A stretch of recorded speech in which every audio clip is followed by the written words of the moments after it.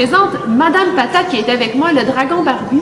Donc, à chaque parution du magazine Passion Animaux, je vais vous parler d'une nouvelle espèce et on va faire une série de capsules se relatant au sujet. Alors, cette fois-ci, le sujet est le dragon barbu. Alors, Madame Patate va nous suivre dans cette série de capsules-là. Et pour vous faire un peu l'histoire de Madame Patate, c'est un dragon barbu qui est arrivé au refuge qui était très agressif quand même. Le dragon barbu, normalement, c'est une espèce qui est très docile, mais Madame Patate, elle avait eu peu de sensibilisation avec les gens. Elle s'était pas fait beaucoup manipuler dans sa vie. Et maintenant, vous voyez à quel point elle est gentille. Donc, en l'espace de 3 mois, elle a gagné quand même beaucoup de poids, a pris de belles couleurs aussi et est rendue très docile. Et maintenant, elle fait plein d'animations avec nous sur la route.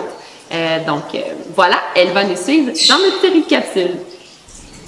Le dragon barbu, de son nom latin Pogona veticeps, fait partie de la classe des reptiles et de l'ordre des squamates comme tous les serpents et les lézards.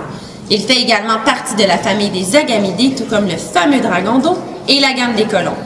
Le dragon barbu va vivre en moyenne de 7 à 10 ans, mais il n'est pas rare qu'il vive plus longtemps en captivité. Il est endémique de l'Australie, où on le retrouve dans les habitats semi-désertiques et même des savanes arides.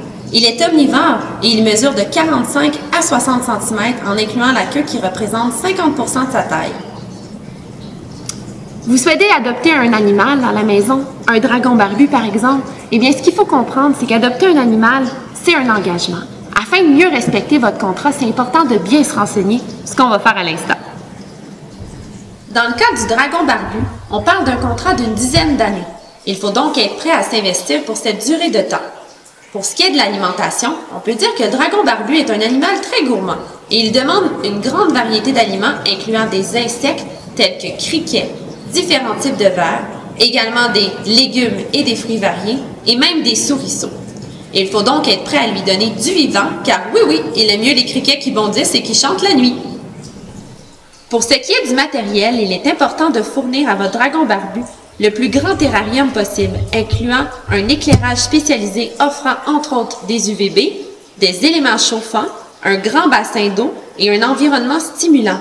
Il faut être prêt à investir un bon 300 à 600 $, tout dépendant si vous souhaitez un équipement neuf ou usagé. Pour ce qui est du temps, une période de 30 minutes à 1 heure de manipulation par jour devrait être réservée au minimum pour votre dragon barbu. Également, il faut prévoir un bon 15 à 20 minutes pour l'entretien quotidien et prévoir un temps supplémentaire au besoin pour la taille de griffes, les bains ainsi que le suivi de la mue. On aime quand nos petits cocos sont en santé, mais il faut également penser au budget réservé aux soins vétérinaires. Pour soigner un dragon barbu, il faut absolument visiter un vétérinaire exotique. Le coût de la visite avoisine les 100 $ et il faut prévoir de l'argent supplémentaire pour les médicaments et les examens particuliers. Et c'est ce qui met fin à notre première capsule éducative sur le dragon barbu. Dans la prochaine capsule, on vous parle de comment monter le terrarium d'un dragon barbu.